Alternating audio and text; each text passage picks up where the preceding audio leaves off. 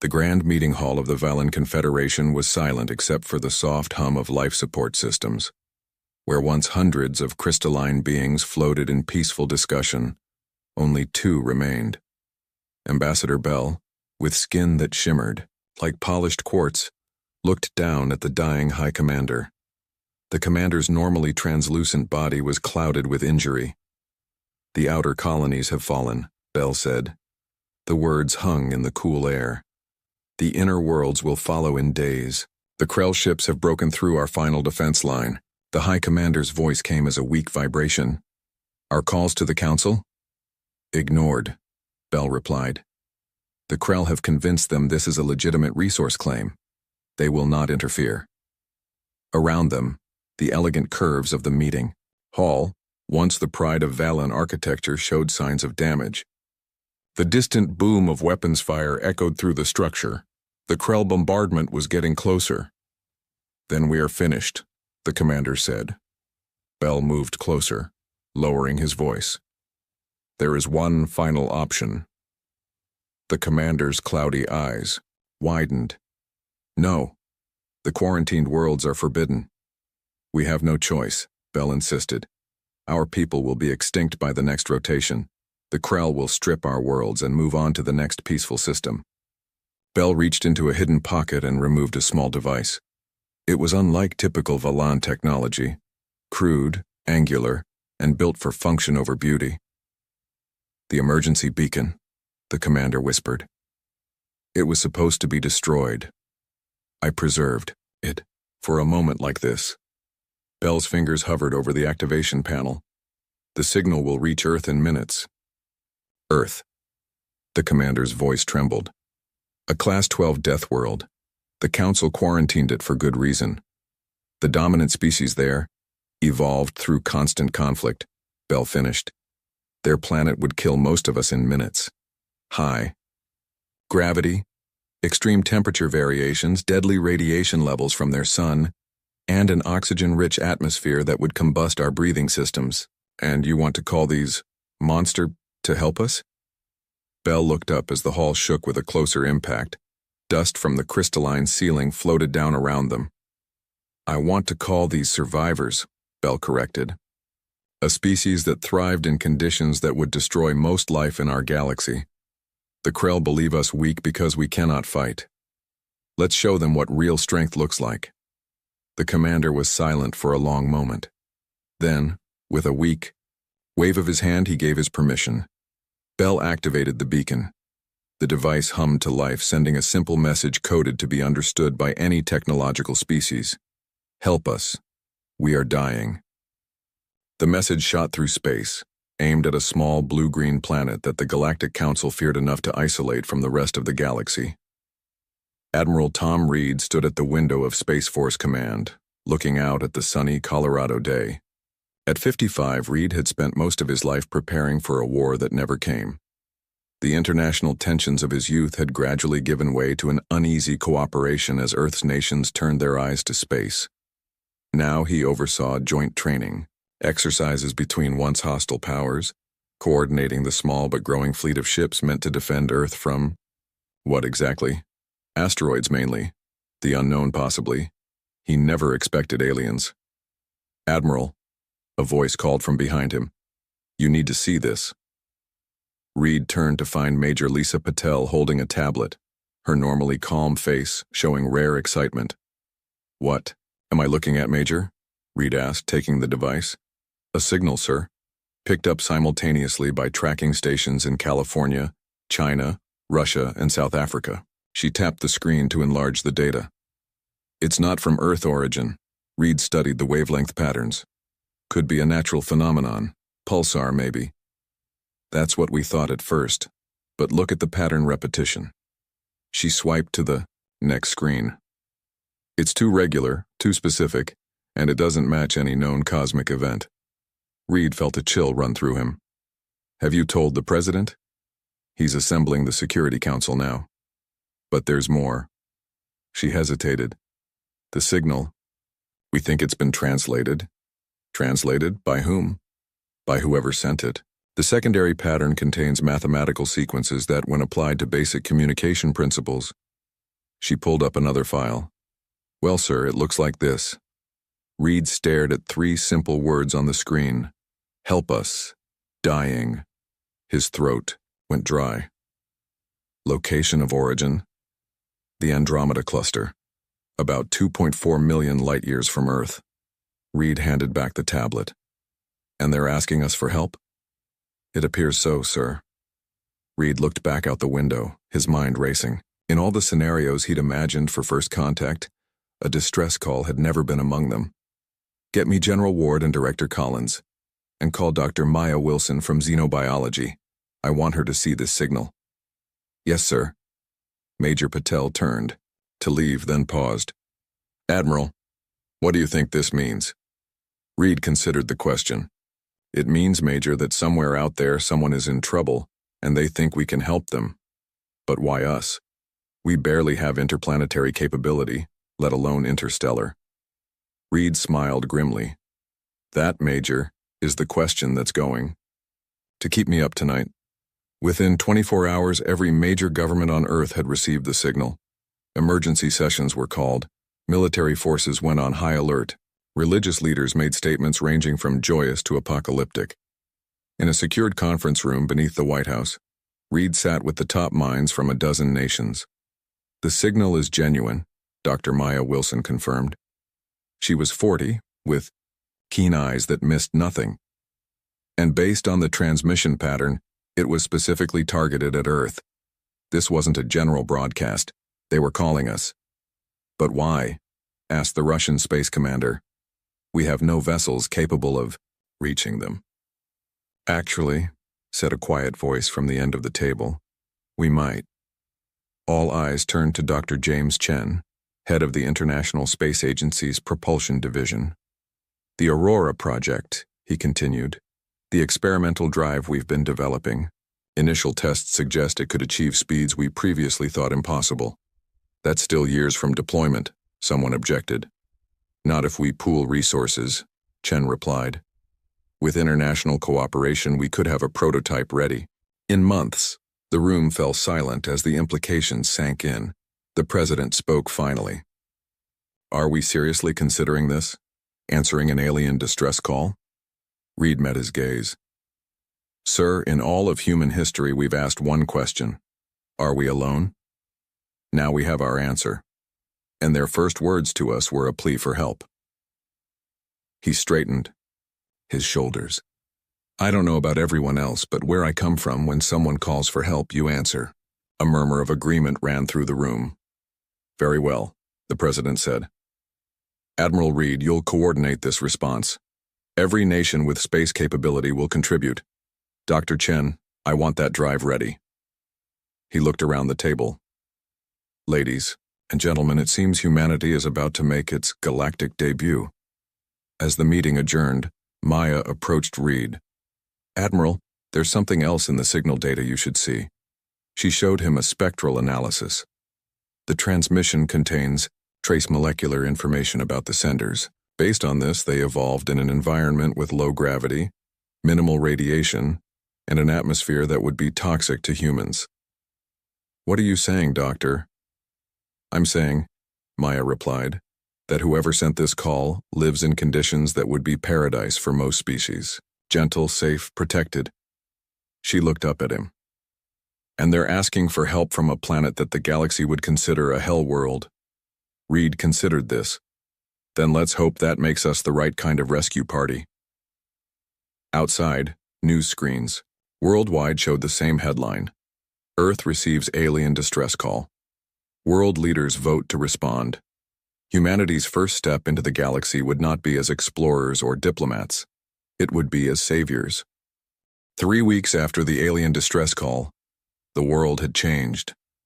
For the first time in human history, nations worked together with a single purpose: to reach the stars and answer the plea for help. Admiral Reed stood in the massive hangar of the newly named Earth Defense Force Base. Around him, engineers and workers from 26 countries labored day and night. The centerpiece of their efforts was the massive ship that would soon be called EDF Retribution. She was supposed to be a deep space exploration vessel, General Ward said, walking up beside Reed. Now she's our first battleship. Reed nodded. The Retribution was impressive, over 600 meters long, with sleek lines that reminded him of naval destroyers from Earth's oceans. Originally designed to search for resources in the outer solar system, the ship now bristled with hastily mounted weapons systems. How many ships total? Reed asked. 7 ready for spaceflight. 3 more that. We'll be ready in 10 days. Ward handed him a tablet. We're converting everything we have. Research vessels, space station modules, even the Chinese lunar mining platform. Reed scrolled through the list. Each ship had been renamed. Retribution, Defender, Guardian, Protector, Salvation, Vengeance, Hope. The names told their own story of humanity's mindset. And the Aurora Drive? Dr. Chen says it's ready for testing. If it works. Ward looked up at the massive ship. We could reach the Andromeda cluster in just under 2 months. Reed whistled. The distance was almost beyond comprehension. What about crews? Every nation is sending their best. Pilots, engineers, soldiers. Even the countries without space programs are contributing. Brazil is sending its top doctors. Kenya its best communications experts. A voice called from behind them. Admiral Reed. Reed turned to see Dr. Maya Wilson hurrying toward them, her lab coat flapping behind her. Despite working around the clock analyzing the alien signal, she looked energized. Doctor, what have you found? Reed asked. A breakthrough. Maya held up her tablet. We've isolated enough of the signal to create a basic translation matrix, and we've identified the species that sent it. They call themselves the Valen. What do we know about them? They evolved in a low-gravity environment with minimal solar radiation. Crystal-based biological structures instead of carbon. Breathe nitrogen mixed with trace gases that would kill us. She showed him a computer, model of what a Valan might look like. A tall, elegant being with semi-transparent skin that refracted light in rainbow patterns. Beautiful, Reed murmured. And completely unsuited for conflict, Maya added. Their civilization developed without major predators. Their history shows almost no warfare until recent contact with other species. And the attackers?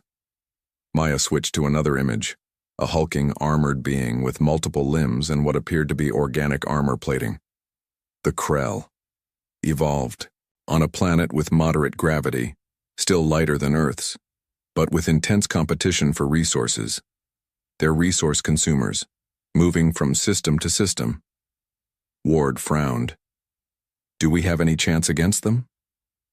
Maya hesitated. That's where it gets interesting.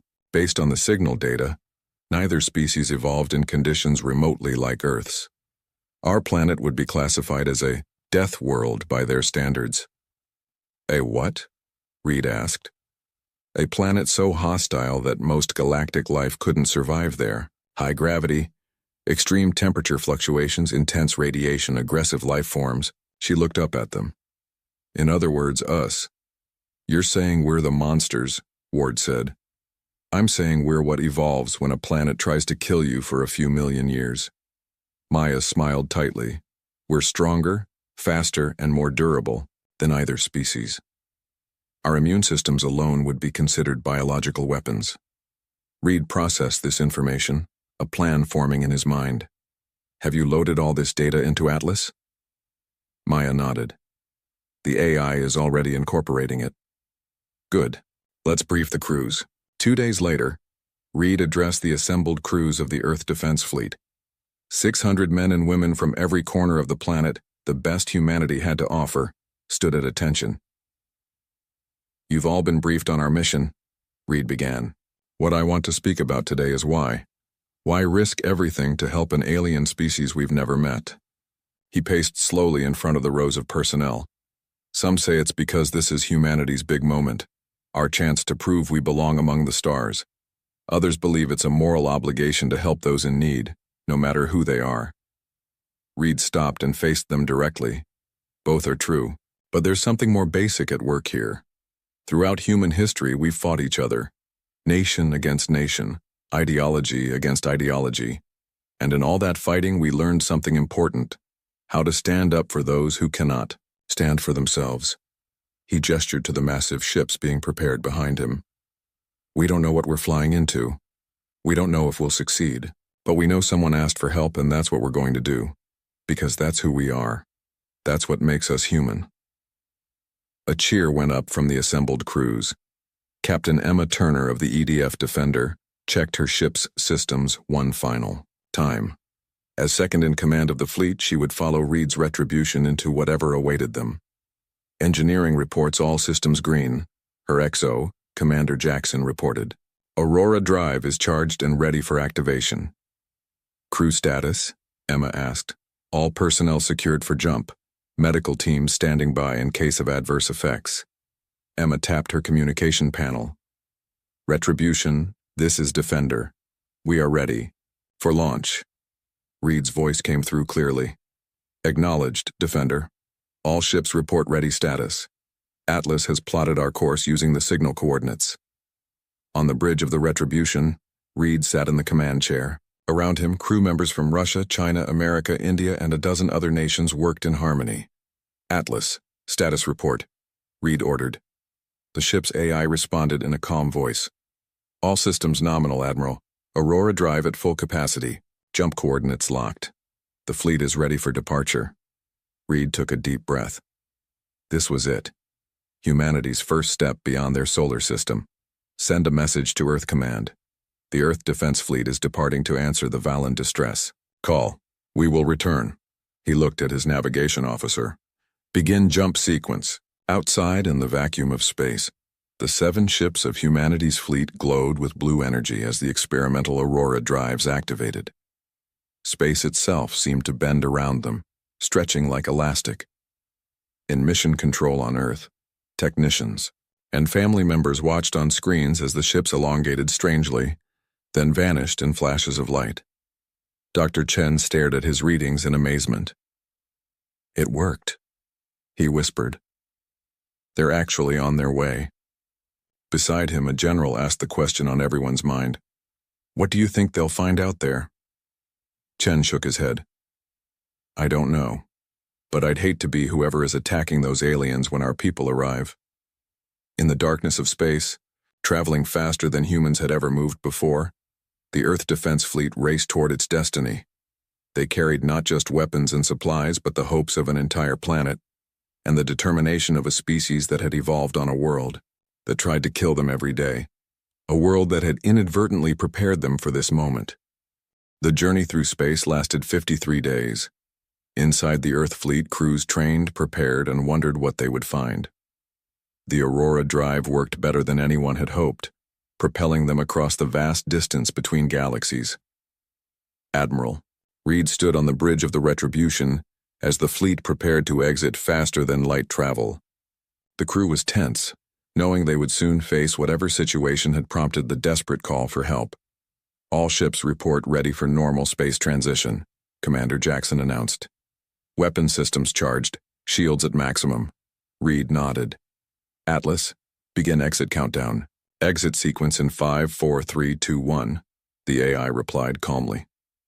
The view screen flashed, and suddenly the blackness of space reappeared. What they saw made everyone on the bridge fall silent. Before them floated the remains of a battle. Dozens of crystalline ships drifted in pieces, glittering like broken glass in the light of a distant sun, and among the wreckage, massive organic-looking vessels moved like predators, firing energy weapons at the few intact crystal ships that fled desperately. "My God," whispered Dr. Maya Wilson, who had joined Reed on the bridge. "They're being slaughtered." Reed's voice was steady when he spoke. "Atlas, scan for life signs on the crystal vessels." "Scanning," the AI responded, detecting approximately 3,000 life forms consistent with the Valan biological profile. Many show signs of injury. "And the attacking ships?" "Biological composition matches Krell profiles from the data package. Detecting 47 vessels of varying sizes. Their largest ship appears to be a command center, approximately twice the size of Retribution." Reed made his decision. "Battle stations. All ships form defensive perimeter around the surviving Valan vessels. Prioritize evacuation of injured." Throughout the fleet, alarms sounded. Crews who had trained for this moment rushed to their positions. Weapon systems came online. Defensive shields hummed with power. "The Krell ships have detected us," Jackson reported. "They're breaking off their attack and regrouping." "Open a channel," Reed ordered. "All frequencies their technology might use." The communications officer worked her console. "Channel open, sir." Reed straightened his uniform. "This is Admiral Tom Reed of the Earth Defense Fleet. We are responding to a distress call from the Valen Confederation. Cease your attack and withdraw from this sector immediately." For a long moment, there was no response. Then the view screen flickered, showing the face of a Krell commander. The alien looked like a nightmare mixture of insect and reptile, with multiple eyes and a hard exoskeleton covering its head. "Unknown vessels," the Krell's voice translated through Atlas. "This conflict does not concern you. The Valen resources have been claimed under Galactic Expansion Protocol. Withdraw immediately or be destroyed." Reed's expression remained calm. "We received a call for help. We're here to answer it. Stand down and withdraw." The Krell commander made a sound that the translation software couldn't interpret, but it seemed like laughter. "You do not understand galactic law. These are Valan. Weak, resource-rich.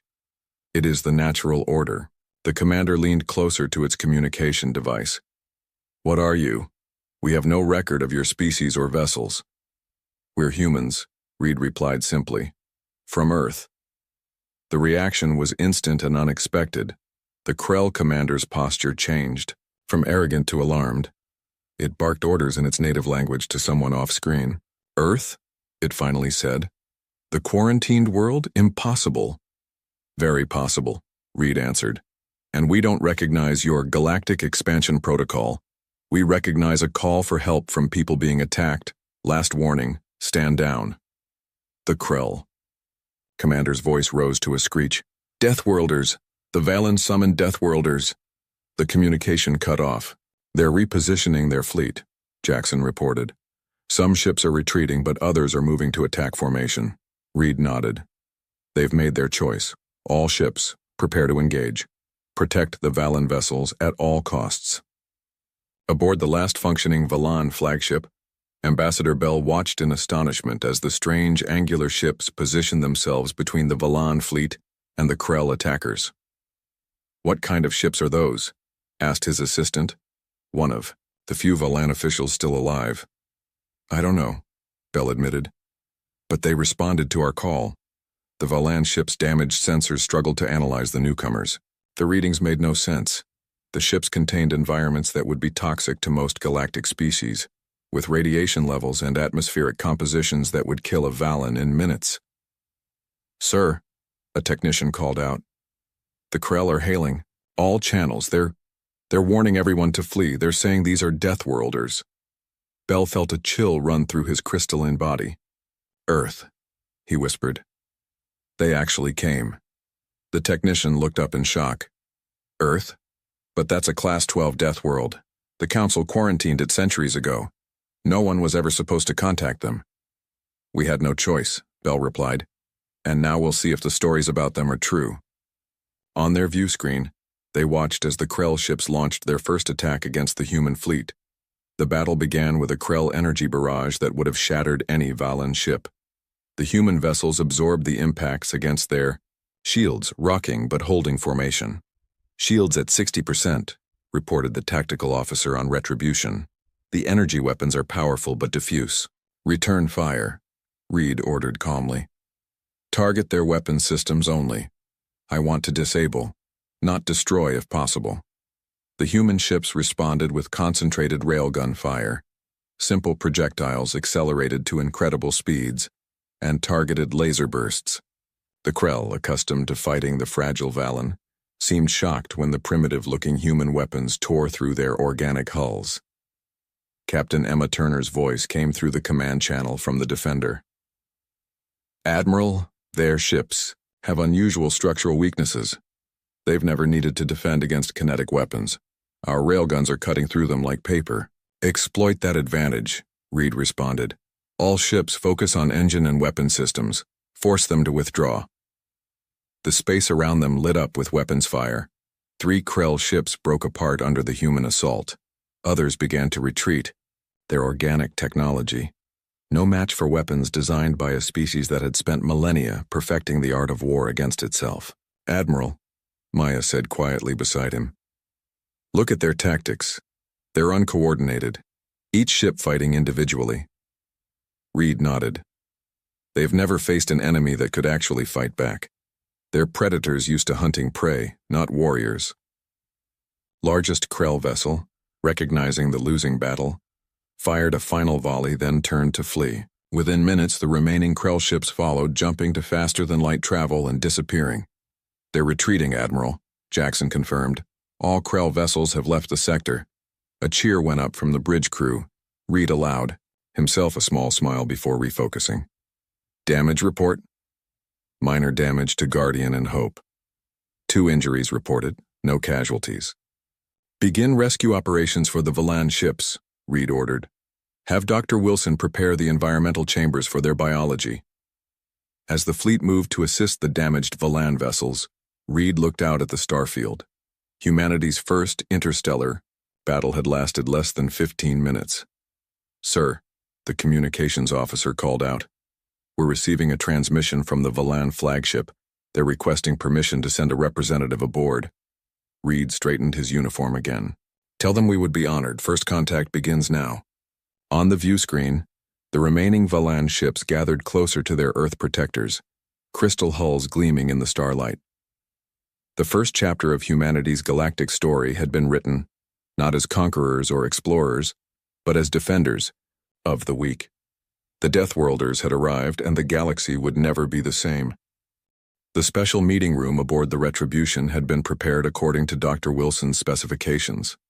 The temperature was lowered to near freezing. The air composition had been altered to reduce oxygen and increase nitrogen.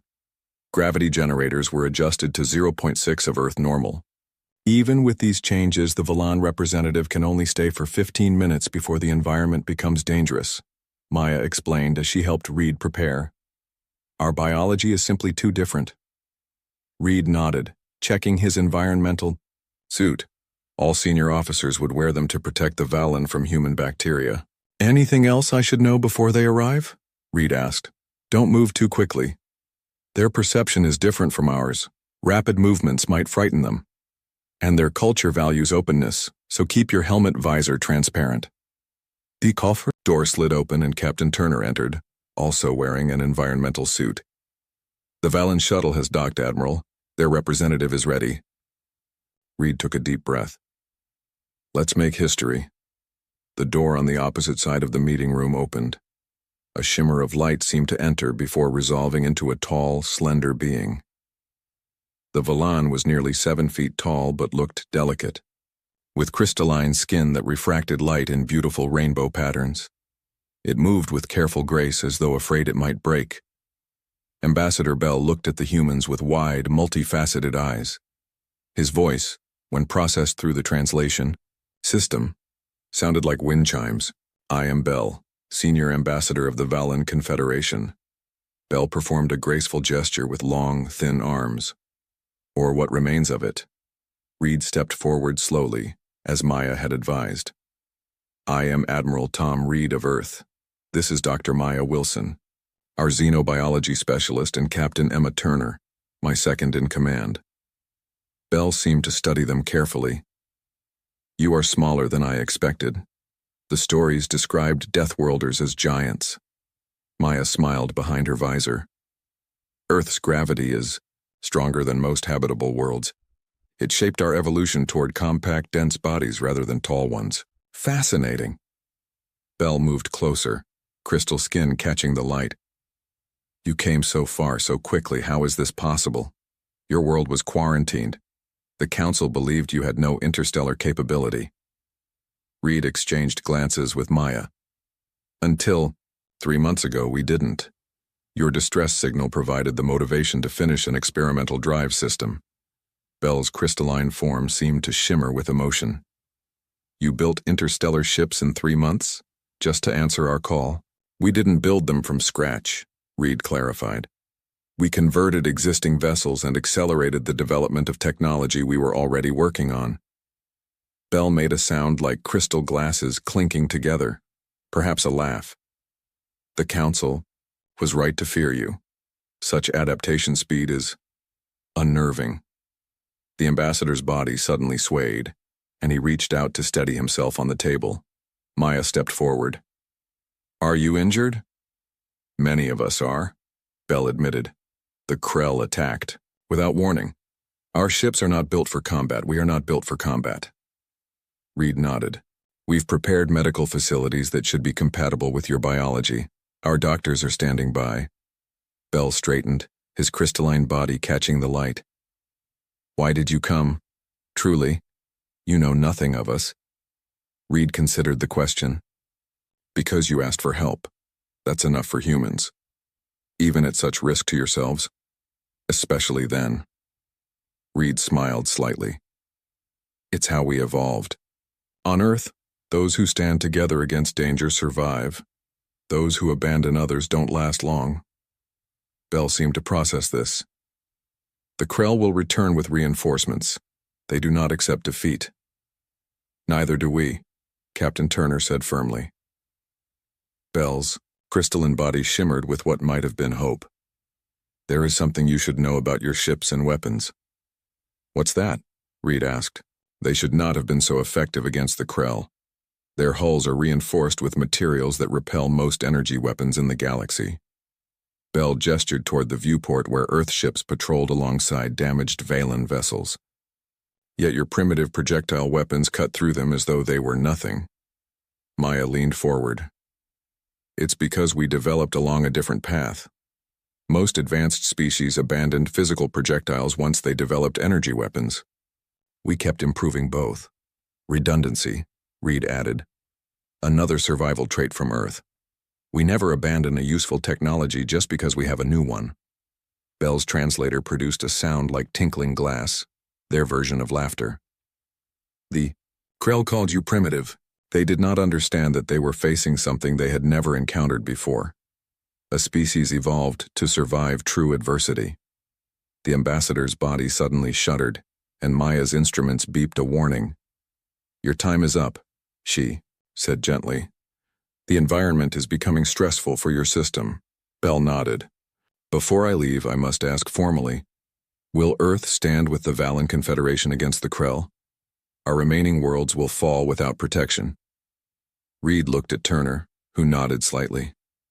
"We will stand with you, but we'll need to know more about what we're facing, the full strength of the Krell, the political situation with this galactic council, everything." "I will provide all information," Bell promised. "And I must warn you, when word spreads that Earth has broken quarantine, many will fear you. The Council may even declare you a threat." Reed smiled. "Let them. We didn't come looking for a fight, but we won't back down from one either. Especially not when innocent lives are at stake." Bell made a formal gesture with his long arms. "Then the Valen Confederation formally accepts Earth's alliance and protection. When we have recovered, I will tell you everything you need to know about the galaxy you have entered." As the ambassador prepared to leave, he turned back once more. "In our history, we have a story about powerful guardians who would come when called in times of great need. I never believed it until today." After Bell departed, Reed turned to Maya and Turner. "Status of the Valen survivors?" "Medical teams report approximately 3,000 Valen across 12 damaged ships," Turner reported. "Their entire government structure was decimated in the initial attacks. Ambassador Bell is one of the highest-ranking officials left alive." "And the Krell?" "Atlas is analyzing the battle data," Maya replied. "Based on their retreat patterns, they're regrouping at a location approximately 3 light days from here. The ambassador is right. They'll be back with reinforcements." Reed moved to the viewport, watching as Earth ships helped tow damaged Valan vessels to safety.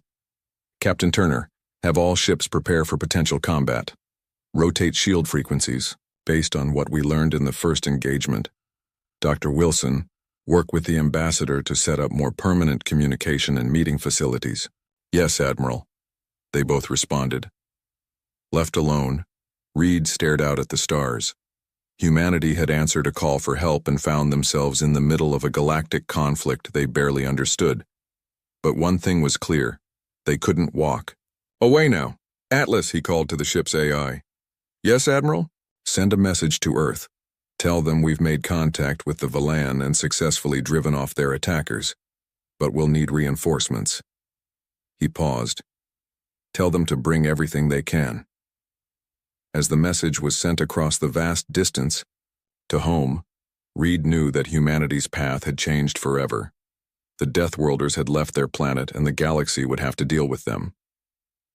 3 weeks had passed since the first battle with the Krell. In that time, the humans had helped the Valan repair their ships, treat their injured, and prepare defenses for the inevitable Krell return. Ambassador Bell had shared star charts, information about galactic politics and warnings about the powerful Galactic Council. Admiral Reed stood on the bridge of the Retribution, reviewing the tactical display. The combined human-Valan fleet now protected the main Valan colony world, the last stronghold of their civilization. "Admiral," Commander Jackson called. "Long-range sensors are detecting multiple ships dropping out of faster-than-light travel." Krell signatures confirmed. Reed nodded, unsurprised. "How many?" "Over 100 vessels, including 3 command ships larger than anything we faced before." Captain Turner's voice came through the communication system from the Defender. "They brought reinforcements just as Bell warned." "So did we," Reed replied with a slight smile. At that moment, space behind the Earth fleet rippled as 5 new ships appeared. These vessels were larger than the original Earth fleet, built specifically for war after Reed's message reached home. "EDF Dreadnought reporting successful arrival," came a new voice. "Admiral Williams sends his compliments and says Earth stands ready to defend its new allies." A cheer went up from the bridge crew. Earth had committed fully to this fight, sending not just more ships, but advanced weapons based on what they'd learned in the first battle. "Open a channel to the approaching Krell fleet," Reed ordered. The view screen flickered, showing a different Krell commander than before. This one was larger, with more elaborate armor and markings that suggested higher rank. "Humans of Earth," the Krell's translated voice boomed. "You interfere in matters beyond your understanding. The Galactic Council has been informed of your quarantine violation. Withdraw now or face destruction." Reed remained calm. "We understand perfectly. You're attempting to destroy a peaceful species for their resources. We won't allow it." "You are outnumbered," the Krell commander stated. "Your primitive fleet cannot stand against our armada." "About that?" Reed gestured and the tactical officer adjusted the view screen to show the 5 new Earth ships. "We've brought friends, and we've learned a lot about your weaknesses. The Mo." Krell commander's multiple eyes blinked in what might have been surprise. "The Council will not permit a Deathworld species to roam freely in the galaxy. You have been quarantined for good reason." "Then perhaps it's time the Council reconsidered their position," Reed answered. "We're not interested in conquest. We answered a call for help. That's all. You leave us no choice but to eliminate you." The communication cut off and Reed turned to his tactical officer. "Battle stations, implement the new defense strategy." Throughout the combined fleet, crews moved with practiced efficiency. The new Earth ships positioned themselves at strategic points, their advanced shield technology glowing softly in space. Ambassador Bell entered the bridge, his crystalline form shimmering with tension. The humans had prepared a special environmental suit that allowed him to move comfortably among them for longer periods. "They will not stop," Bell said. "Not until they've destroyed us all." Reed nodded. "We know, but neither will we." The battle that followed was unlike anything seen before in the galaxy. The Krell attacked with overwhelming force, expecting to quickly destroy the defenders. Instead, they found themselves facing new Earth tactics. The human ships moved in unpredictable patterns, their smaller size allowing for maneuvers the large Krell vessels couldn't match. The new Earth ships unleashed weapons specifically designed to target the organic components of Krell technology. "Their flagship's shields are down," reported the tactical officer. 3 of their support vessels destroyed, but the Krell numbers were beginning to tell. 2 Valan ships had been destroyed, and the Guardian had taken heavy damage. "We need to end this quickly," Reed said. Prepare the EMP weapons. This was humanity's secret weapon. Electromagnetic pulse devices powerful enough to disable the sensitive. Neural networks that controlled Krell ships. Technology the Krell had never needed to defend against. Ready, Admiral, Jackson confirmed. Fire. The space between the fleets lit up as the EMP weapons activated. Krell ships suddenly lost power, drifting helplessly. Their organic technology, highly advanced but vulnerable to electricity, failed catastrophically. Within minutes, the battle had turned. The remaining functional Krell ships began retreating, leaving their disabled companions behind. "We've won," Bell whispered, his voice filled with wonder. "They're actually retreating." Reed shook his head. "We've won the battle, but not the war."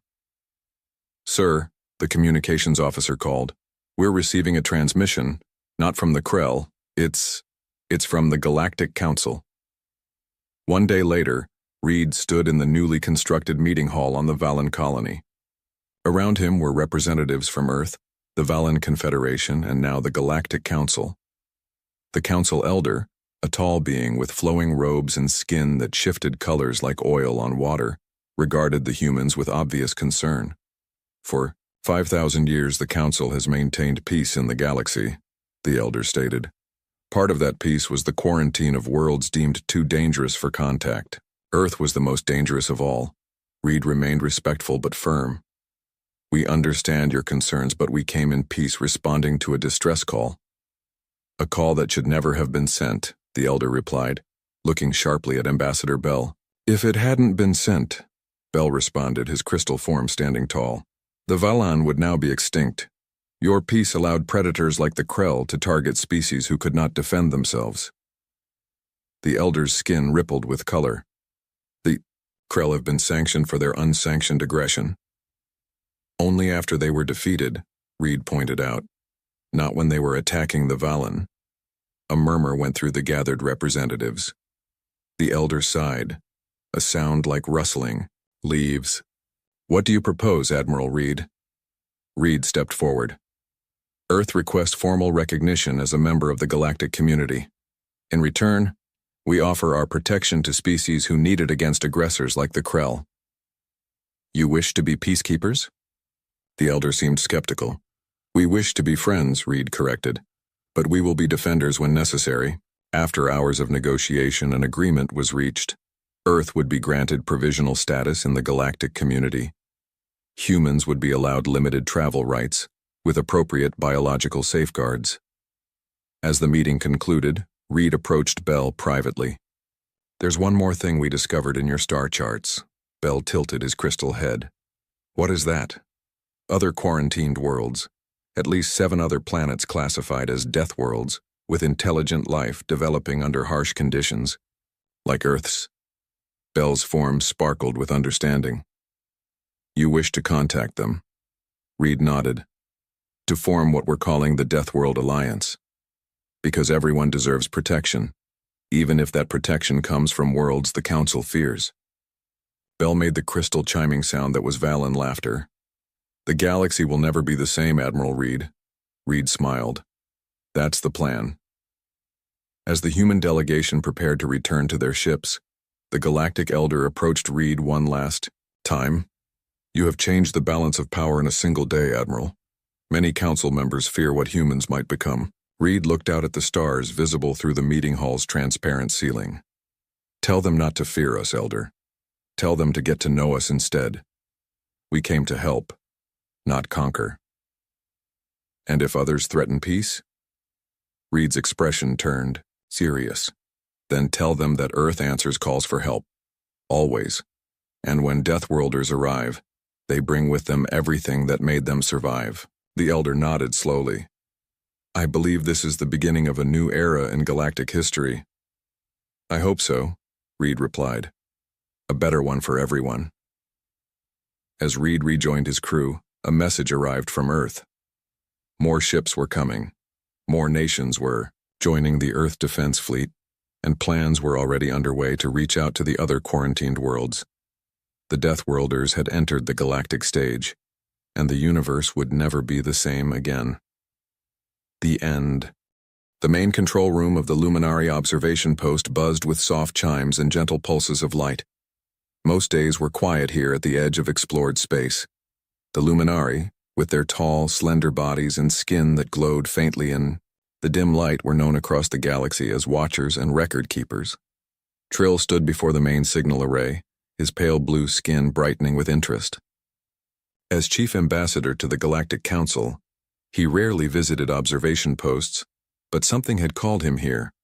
A feeling, perhaps. The Luminary didn't believe in luck or fate, but they did believe in patterns, and Trill had noticed an unusual pattern in recent signal reports. "There it is again," said Mary, the young signal technician beside him. "The fourth time this week." Trill leaned closer to the display. "And we still don't know what it is?" "No, Ambassador. It doesn't match any known communication patterns in our database." The signal pulsed on the screen, regular, deliberate, and coming from a system just beyond the borders of mapped space. Not far from what many species called the Cradle of Death, a region avoided by most spacefaring races. "May I?" Trill asked, gesturing to the controls. Mary stepped aside, her skin flickering with surprise. It wasn't often that an ambassador took personal interest in signal analysis. Trill's long fingers danced across the panel. Although diplomacy was his calling, he had started his career in communications. He adjusted the reception parameters, filtered out cosmic background noise, and ran the signal through an old decoding algorithm he had developed decades ago. The screen flickered, and then a pattern emerged. Clear enough to be deliberate, complex enough to be intelligent. Trill's skin darkened with concern. "It's a distress call," he said quietly. "From whom?" Mary asked, moving closer. "I don't know, but they're in trouble." 3 days later, Trill stood before the Galactic Council. Representatives from 22 spacefaring species sat in the Grand Chamber, their environments adjusted to suit their various biological needs. Some breathed methane, others needed high gravity or low light. The Council prided itself on accommodation and diplomacy. "You ask us to send resources to investigate an unknown signal from an uncharted region?" Elder Grun of the stone-skinned Petrons rumbled. "Based on your personal interpretation of this signal?"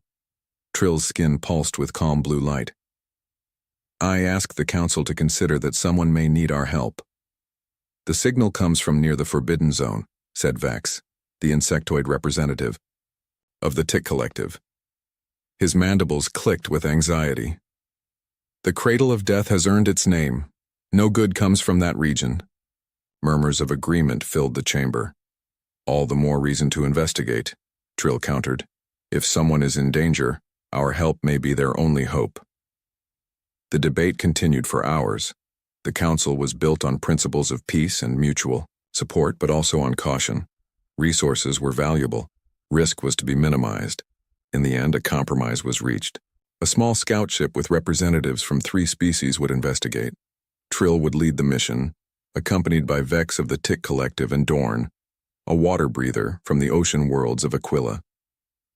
The scout ship emerged from faster-than-light travel at the edge of the system. Scans showed 8 planets orbiting a yellow star, not unlike countless others. The 3rd planet from the star was the source of the signal. "Life signs detected," Dorn reported, his voice bubbling through his water-breathing apparatus. "Artificial structures as well. A colony of some kind." "And something else," Vex added, mandibles clicking rapidly. "Multiple ships in orbit. They appear to be in active combat." Trill moved to the viewing screen. Indeed, several sleek, predatory-looking ships were engaging with orbital defense platforms around the planet. The defenders were holding, but several platforms showed damage. "Let's move closer but maintain stealth protocols," Trill ordered. As they approached, the signal became clearer. It wasn't just a simple distress call. It contained data, coordinates, and weapons specifications. "These colonists know exactly what they're facing," Trill observed. A new signal cut across their communications. "Unidentified vessel. This is defense. Platform Alpha. Identify yourself or be considered hostile." The 3 Council representatives exchanged looks. They had been detected despite their stealth systems. "This is Ambassador Trill of the Galactic Council. We received your distress call. A pause, then. Council vessel, you are cleared to approach. Landing coordinates are being transmitted. Be advised, we are under attack by Void Marauders. Your safety cannot be guaranteed. Vex's exoskeleton rattled with fear. Void Marauders? We should leave immediately. They need help, Trill said firmly. They need more than we can provide, Dorn bubbled. The Void Marauders are apex predators. They consume everything in their path. Despite protests, Trill guided their ship toward the planet. As they descended through the atmosphere, they saw the colony, a collection of sturdy buildings surrounded by farmland. Defensive turrets lined the perimeter, and they could see people, moving efficiently, preparing for battle. The landing pad was busy with activity. People loaded supplies onto small shuttles, while others carried weapons or worked on vehicles. They barely looked up as the alien ship landed. A tall figure approached as they disembarked. The being stood on 2 legs, had 2 arms, and a face with forward-facing eyes. Typical of predator species, Trill noted. Ambassador Trill?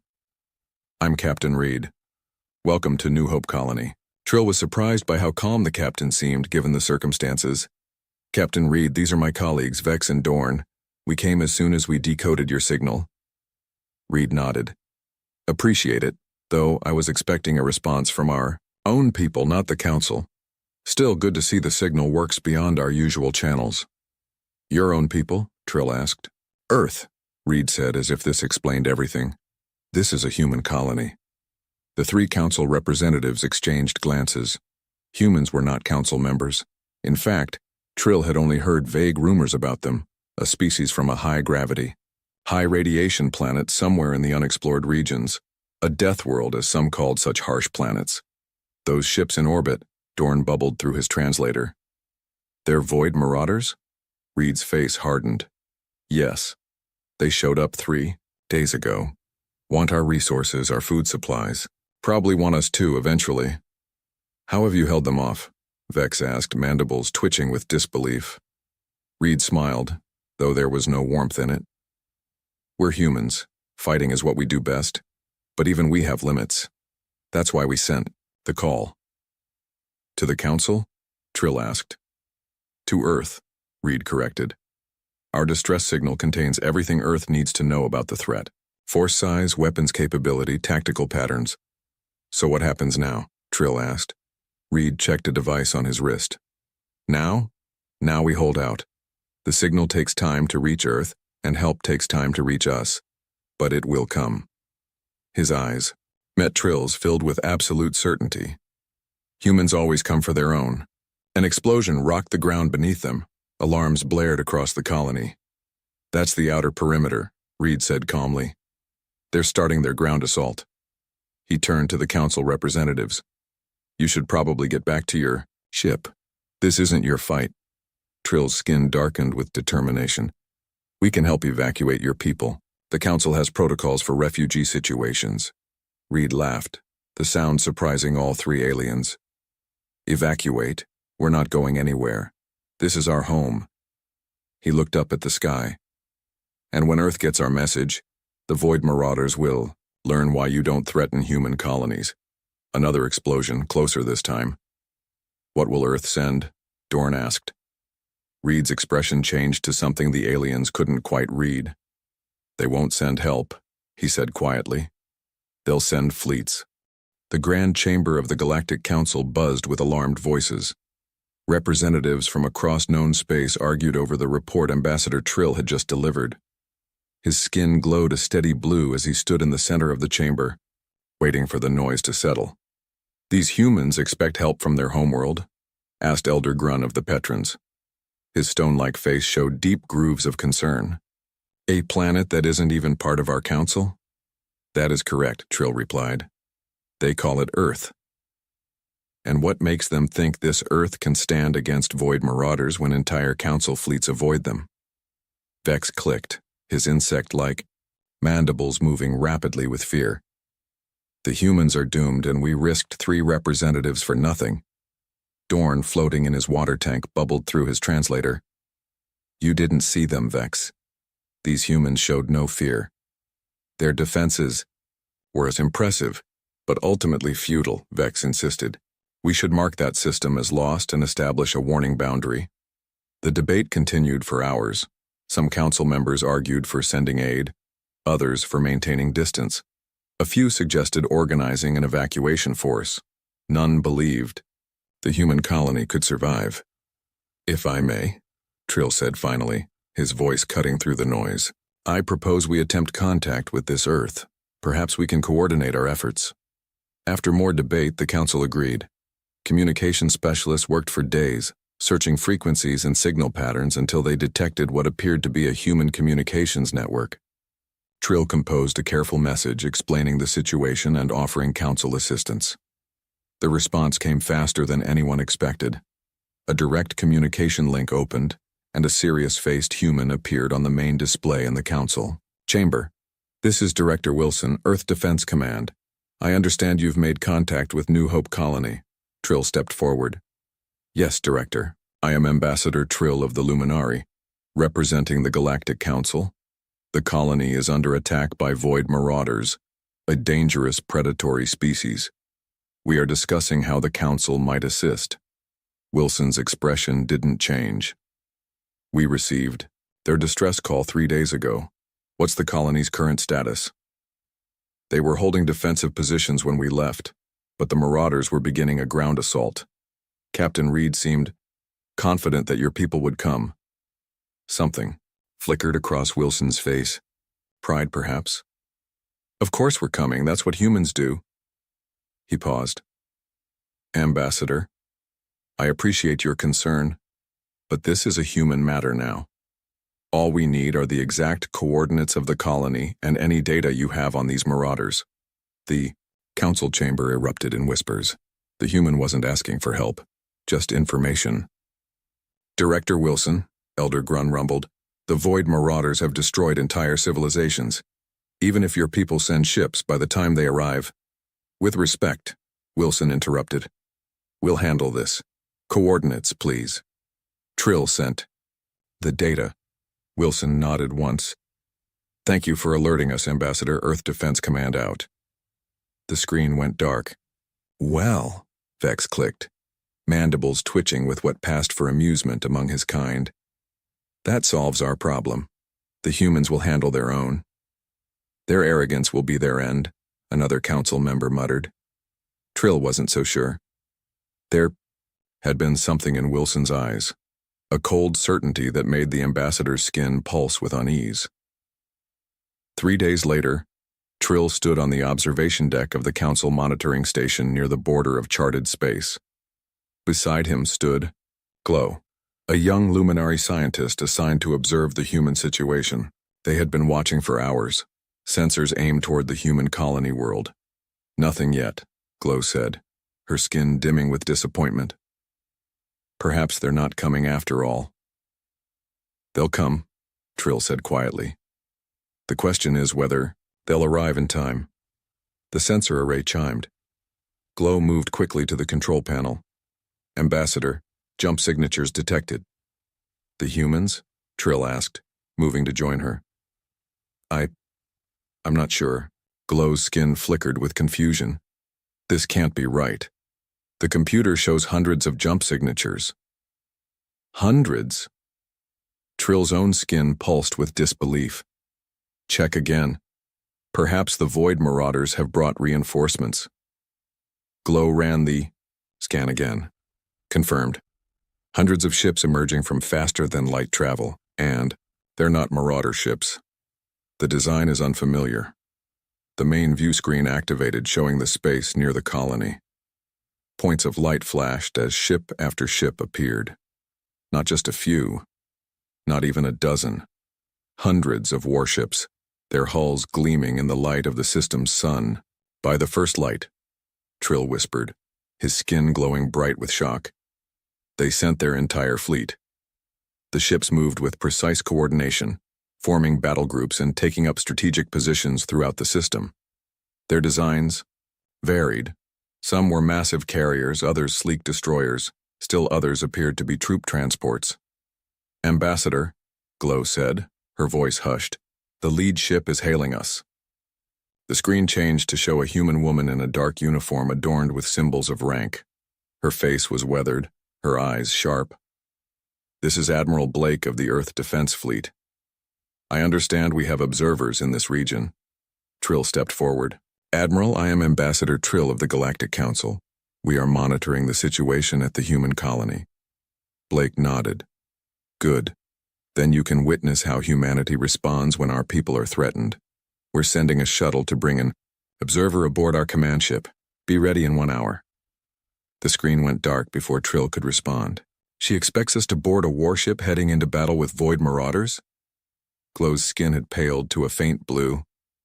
Trill turned to her, his own skin pulsing with a mix of fear and curiosity. "Not us. You." "Me?" Glow's light dimmed further. "But I'm just a research scientist." "Now you're a diplomat," Trill said firmly. "The Council needs to understand these humans. Their response is unprecedented. They didn't send help. They sent an armada." Glow looked back at the screen, where the human fleet continued to take formation. "What kind of species commits such resources to save a single colony?" "That," said Trill, "is exactly what you're going to find out." As they watched, a small group of human warships broke formation and accelerated toward the planet, where the Void Marauder ships still circled. "Like hungry predators, the battle is about to begin," Trill said quietly. Glow's skin brightened slightly with determination. "Then I should prepare. I will observe these humans and learn what drives them to such extremes." Trill nodded, his eyes still fixed on the screen. "Learn well, young one. I suspect the galaxy is about to change." In the darkness of space, the human fleet moved forward like a storm front. The message was clear to anyone watching. Earth had come for its own, and it had come in force. Glow's skin flickered nervously as the human shuttle docked with the massive warship. Through the viewport, she could see the name painted on the hull: Earth Defense Force Dauntless. The word seemed fitting for these strange beings. A human. Officer met her at the airlock. "Welcome aboard, Observer Glow. I'm Lieutenant Park. Admiral Blake is expecting you on the bridge." The corridors of the human warship bustled with activity. Crew members moved with purpose, their faces set with determination. None showed the fear Glow would expect from beings about to face Void Marauders. Instead, some were smiling, others laughing. It was deeply unsettling. "Your people seem cheerful," Glow remarked, her translator converting her light pulses into human speech. Lieutenant Park smiled. "First combat deployment for many of them. There's always a bit of excitement." "Excitement? About facing death?" Park looked genuinely confused. "It's not about facing death, it's about facing a challenge." Before Glow could process this strange logic, they arrived at the bridge. Admiral Blake stood before a large tactical display, surrounded by officers, pointing at different sections of the screen. "Observer Glow," Blake said without looking up. "Welcome aboard. You're just in time to witness how humans respond when our people are threatened." Glow moved closer to the display. It showed the human colony planet, the orbiting Void Marauder ships, and the approaching human fleet. "The Marauders have 27 vessels," Blake explained. "We've brought 342. Overkill, some might say, but we prefer the term appropriate response." "Admiral," one of the officers called out, "Marauder fleet is changing formation. They appear to be preparing to engage." Blake nodded. "As expected, they're predators. They don't back down from a fight." She turned to Glow. "Neither do we." "Admiral," Glow said hesitantly, "Void Marauders are known throughout the galaxy as apex predators. Even their smallest ships have destroyed entire defense fleets." Something dangerous flashed in Blake's eyes. "Observer Glow, humanity evolved on a world where everything tried to kill us. The air, the water, the plants, the animals, even the sun itself. We didn't just survive, we thrived." She smiled thinly. "We're apex predators too." A new voice came over the communication system. "Admiral Blake, this is Captain Reed on the ground. We can see your fleet from here. The colonists are, well, they're cheering." Hang tight, Reed. We're about to clear your skies. Blake turned to her officers. Battle Group Alpha, engage the enemy. Battle Groups Bravo through Echo, establish perimeter containment. No marauder escapes this system. Glow watched in stunned silence as the human ships accelerated toward the marauders. The alien vessels, realizing they were outnumbered, began evasive maneuvers, but the humans had positioned their ships too well. There was nowhere to run. The first exchange of weapons fire lit up the tactical display. A marauder ship fired on a human destroyer, scoring a direct hit. Destroyer Vigilant reports moderate damage. An officer called out. Shields at 60%. Tell Captain Mendez to press the attack, Blake ordered calmly. Glow's skin pulsed with alarm. Your ship is damaged. Surely they should retreat to regroup. Blake looked at her oddly. Retreat? They've barely been scratched. On the display, the damaged human destroyer surged forward, firing a barrage of energy weapons. 2 marauder ships exploded under the assault. Vigilant reports 2 confirmed kills, the officer announced. A cheer went up from the bridge crew. Blake nodded with satisfaction. And so it begins. The battle unfolded with brutal efficiency. The human ships coordinated their attacks with precision, herding the marauder vessels into killing zones where concentrated fire overwhelmed their defenses. When a human ship took damage, it didn't retreat. It pressed forward, fighting harder. I don't understand, Glow said, her skin flickering with confusion. Your people are laughing. Your damaged ships continue to attack. Why aren't they afraid? Because this is what we do, Blake said simply. Most species in the galaxy evolved in safe environments, becoming prey when they ventured into space. Humans evolved as both predator and prey, in an environment that tried to kill us every day. We learned to fight not just to eat but to survive.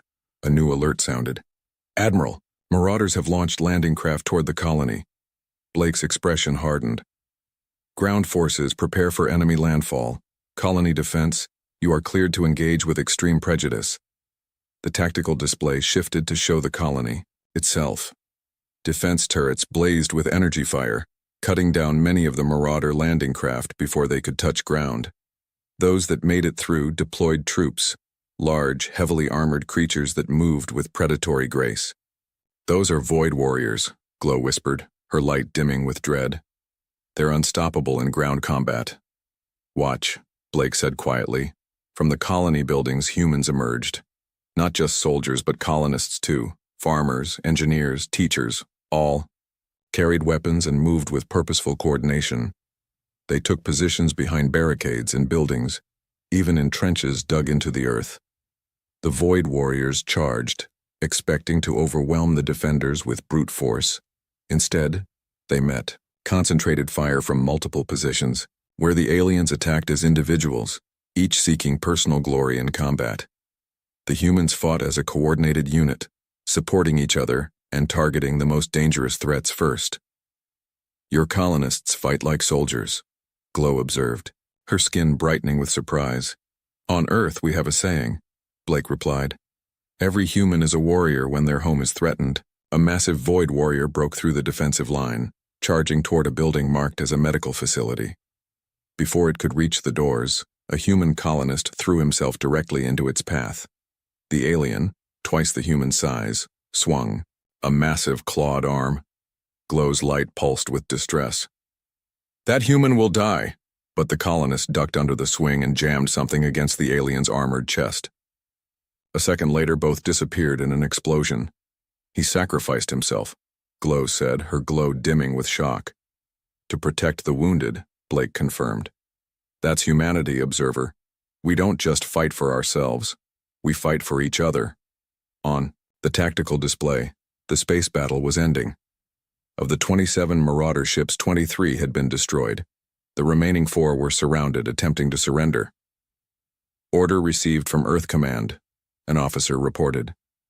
No, prisoners, Blake nodded grimly. Execute. The remaining marauder ships vanished in flashes of weapons fire. But they surrendered. Glow protested, her skin flashing with alarm. They attacked our colony, Blake said coldly. They threatened our people. The galaxy needs to understand what that means. She looked directly at Glow. When you return to your council, tell them this. Humanity will not tolerate threats to our kind. We don't send help to our colonies. We send fleets. And we don't stop until the threat is eliminated. On the ground, the last of the Void Warriors were falling back, attempting to reach their remaining ships. The humans pressed forward, giving them no quarter. The Marauders are retreating to their last transport, an officer reported. Destroy it before it lifts off, Blake ordered. Glow watched as orbital weapons targeted the Marauder transport. In seconds it was gone, along with any hope of escape for the ground forces. Victory is ours, Blake announced. Casualty report? 17 dead, 43 wounded in the colony. 3 ships damaged, no vessels lost. Blake nodded, satisfied. Signal Earth. Threat neutralized. Colony secure. She turned to Glow, whose light had dimmed to a pale blue. Now do you understand, Observer? This is why Deathworlders don't send help. We send fleets. Glow's skin pulsed once, slowly. I understand now. And I think the galaxy has much to fear. Blake smiled. But there was no warmth in it. Only those who threaten us, Observer. Only those who threaten us. The Grand Chamber of the Galactic Council had never been so quiet. Representatives from 22 species sat in stunned silence as Observer Glow's report concluded. Her skin pulsed with soft blue light as the final images of the battle faded from the main display. This recording confirms everything, she said. The human fleet eliminated the Void Marauders completely. They refused to accept surrender. They showed no mercy. Elder Grun of the Petrons spoke first, his stone-like face cracked with concern. 342 warships for a single colony? This is not a defensive response. This is a show of force. Precisely, clicked Vex of the Tick Collective. His mandibles twitched nervously. These humans wanted us to see their power, to fear them. Trill stood, his skin glowing steady and calm. I do not believe fear was their primary motivation. They came to protect their people. The display of force was incidental. Incidental? Scoffed another council member. Observer Glow's report makes it clear they have military capabilities far beyond what we estimated, and their willingness to use lethal force is disturbing. We should review historical data, suggested Dorn, bubbling through his translator. Perhaps there are patterns we've missed. The council agreed. Over the next several days, researchers combed through records of unexplained incidents near the region humans called Earth. Ships that had disappeared, strange transmissions, rumors of a species that fought with unexpected ferocity. 1 week later, the council reconvened. The mood was grim. Our findings are troubling, reported the head researcher, a spider-like being named Weaver. We have identified 17 incidents over the past century that match the human combat pattern. All occurred near the Forbidden Zone. 17? Vex clicked in alarm. They've been fighting in secret all this time. Not in secret, Weaver clarified. We simply didn't connect these incidents to a single species. In each case, outside forces threatened what we now believe were human outposts or exploratory missions. In each case, the response was overwhelming military force. Images appeared on the main display. Debris fields where battles had occurred. Fragments of ships that matched neither known council designs nor those of common threats like the Void Marauders. The pattern is consistent, Weaver continued. Humans respond to any threat with disproportionate force. They do not negotiate when their people are in danger. They do not retreat. They do not show mercy. The council chamber filled with worried murmurs. If they can destroy Void Marauders so easily, one representative said, what would stop them from turning their fleets against the council? We must prepare defenses, another insisted. Establish buffer zones. Or perhaps, Trill suggested, rising to his feet, we should talk to them. All eyes turned to the Luminary ambassador. They've made no aggressive moves toward any council world, Trill pointed out. Their violence has been exclusively defensive. Thus far, specs clicked ominously. Admiral Blake has invited me to Earth for diplomatic discussions, Trill continued. I believe we should accept. The debate lasted hours, but in the end the council agreed. If these humans were a potential threat, better to understand them. Trill would go to Earth, accompanied by Observer Glow, whose first-hand experience with humans made her valuable. The human diplomatic vessel emerged from faster-than-light travel near a blue-green planet orbiting a yellow star. From the viewing, Port Trill and Glow stared in wonder at humanity's homeworld. It looks peaceful, Glow remarked, her skin brightening with surprise. Many predator worlds do, Trill replied. The deadliest environments often appear the most beautiful. Their ship was escorted to a space station orbiting Earth. There, they were greeted by Admiral Blake and Director Wilson. Ambassador Trill, Observer Glow, Wilson said formally. Welcome to Earth space. We appreciate your willingness to open diplomatic channels. The Council is interested in better understanding your people, Trill replied carefully. Blake smiled, recognizing the diplomatic understatement. You mean they want to know if we're planning to conquer the galaxy now that you've seen what our fleet can do? Trill's skin flickered with embarrassment. Concerns have been raised. Let me ease those concerns immediately, Wilson said. Earth has no interest in conquest. We have enough challenges managing our own territory. Yet you maintain a military force capable of defeating the most feared predators in known space, Glow pointed out, her glow pulsing with doubt. We maintain a force capable of protecting our people, Blake corrected. There's a difference, Theo. Humans led them through the station to a large observation room overlooking Earth. The view was spectacular. Before we begin formal talks, Wilson said, we thought you should understand where we come from. To understand humans, you must understand Earth. Holographic displays activated around the room, showing images of Earth's surface. Beautiful forests and mountains gave way to scorching deserts, frozen wastelands, and storm-ravaged coasts. Earth is what you call a death world, Wilson explained. Extreme temperature variations, natural disasters, dangerous wildlife, diseases. For most of our history, we struggled just to survive. Images of early humans appeared, primitive beings using simple tools, huddled around fires fighting off predators. But unlike most species, Blake continued, we weren't content to simply adapt to our environment. We conquered it. The images changed, showing human civilization developing, buildings becoming cities, weapons becoming more sophisticated, humans spreading across the planet. And we fought each other, Wilson said quietly. Tribe against tribe, nation against nation, for resources, for territory, for beliefs. Images of human warfare through the ages filled the displays, brutal, devastating conflicts that made both Trill and Glow dim their lights in distress. This is your history?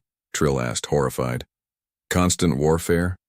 It's part of our history, Wilson acknowledged, but not the whole story. New images appeared. Humans helping each other after disasters, building together, celebrating together. We learned something important through our struggles, Blake explained. Humans are strongest when we stand together, when we protect each other. This is why you sent such a large fleet to save one colony, Glow realized, her light brightening with understanding. Wilson nodded. To humans, all our colonies are family.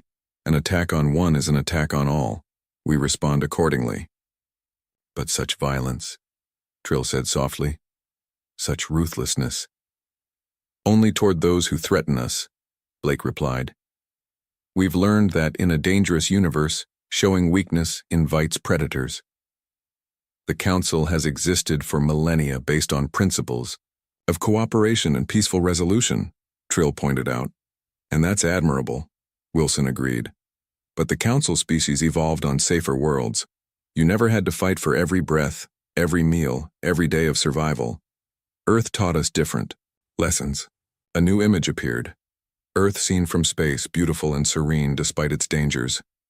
We've known about the wider galaxy for centuries, Wilson revealed, surprising both aliens. We've observed your council, your methods, your principles. You've been watching us? Trill's skin flashed with alarm. Just as you've been watching the edges of your known space, Blake said. We stayed hidden because we saw how other species reacted to us. Fear, distrust. We decided to develop our own colonies, our own technologies, our own defenses before making official contact. And now? Glow asked. Wilson smiled slightly. Now, you've seen what happens when someone threatens our people. The Void Marauders learned that lesson the hard way. We hope the Council is wiser. Is that a threat? Trill asked carefully. No, Ambassador, Wilson replied. It's an invitation. Earth is ready to join the galactic community, but on terms that respect our nature. We won't change what we are. We can't.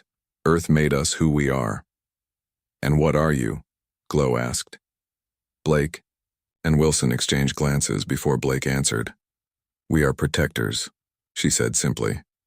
Fierce when threatened, loyal to our own and willing to fight when necessary.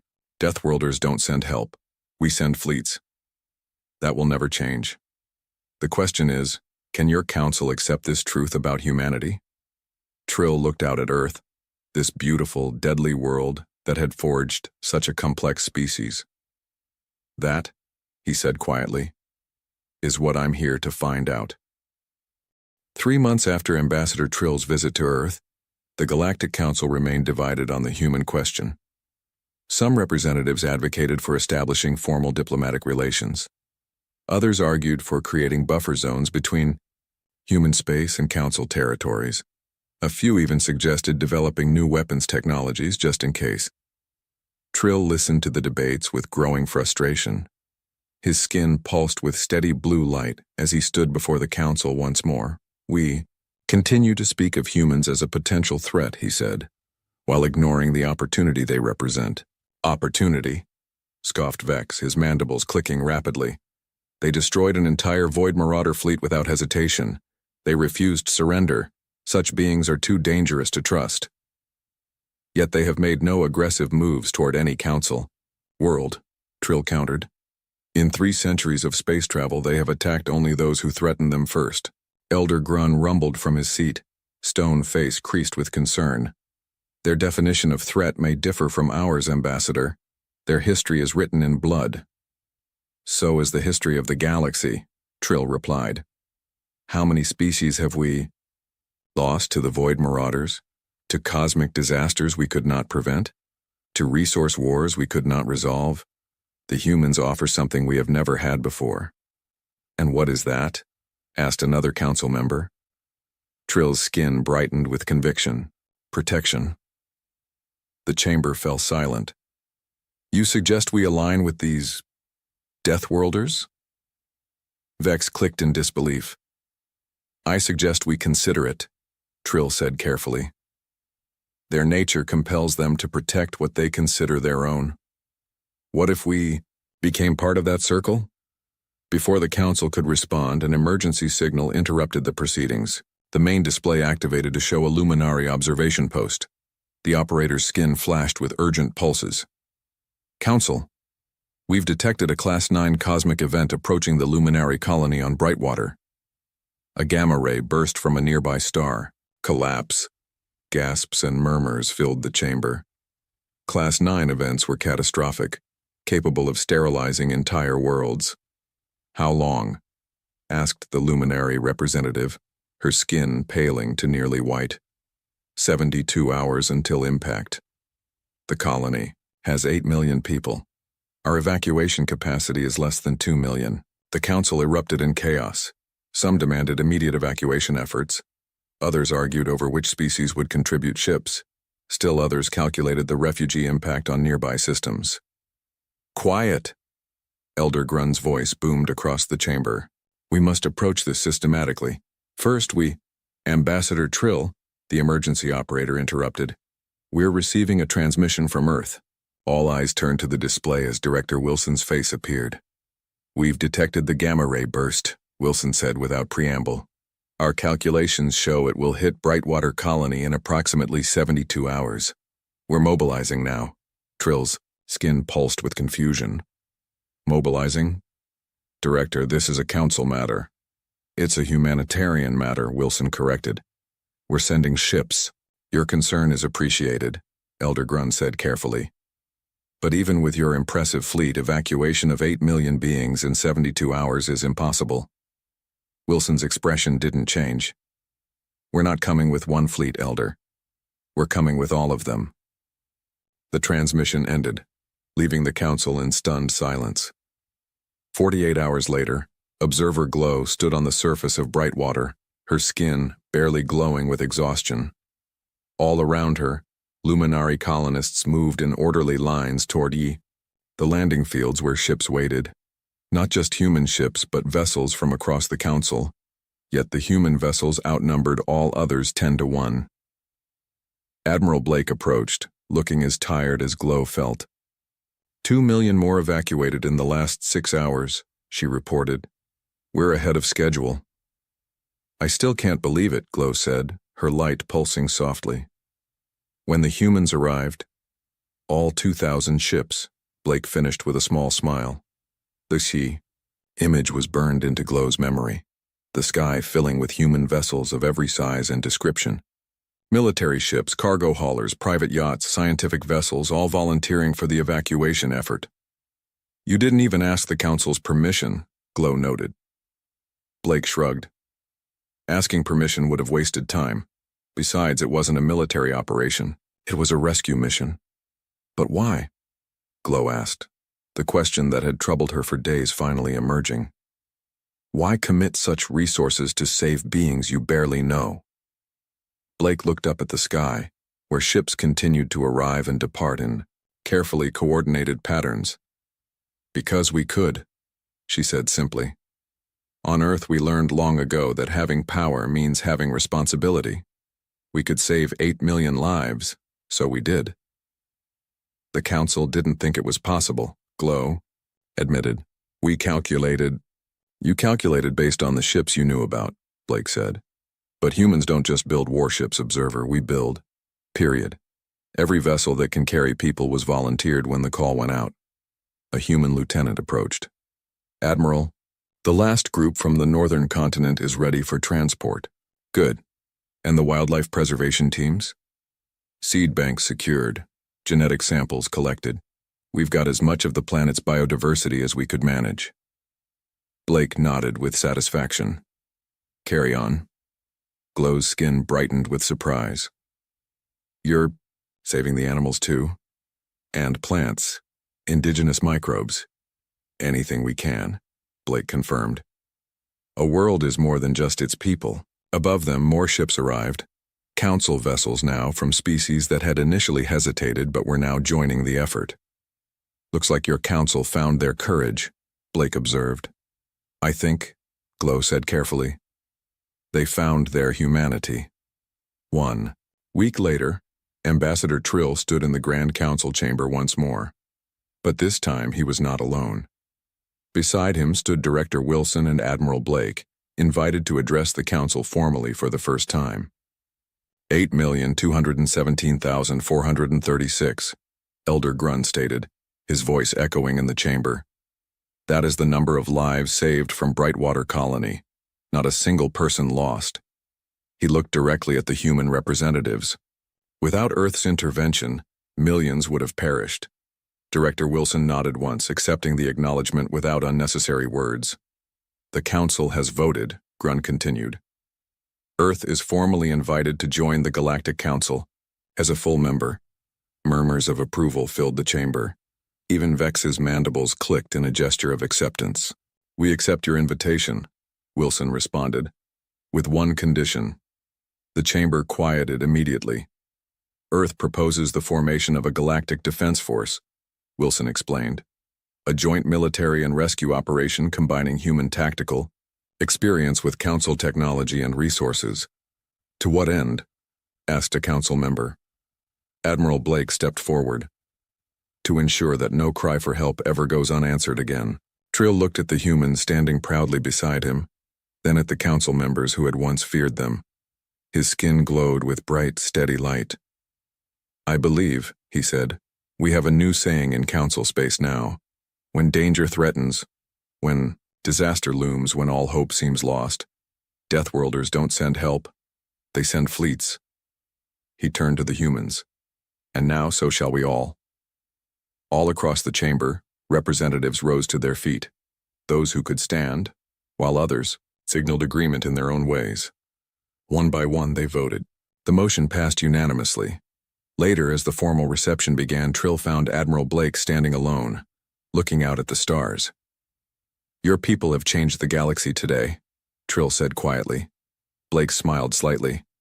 "We just did what comes naturally to us, Ambassador. We protected. And now you've taught the rest of us to do the same," Trill replied, his light pulsing with certainty. "Perhaps that is humanity's greatest gift to the stars." In the distance, a new distress call reached the Council's communication array. Without hesitation, ships began to mobilize, human vessels alongside Council allies moving as one fleet. The message was clear to all who would threaten the peace. The galaxy had learned humanity's most important lesson. When cries for help echoed across the stars, they would no longer be met with caution and debate.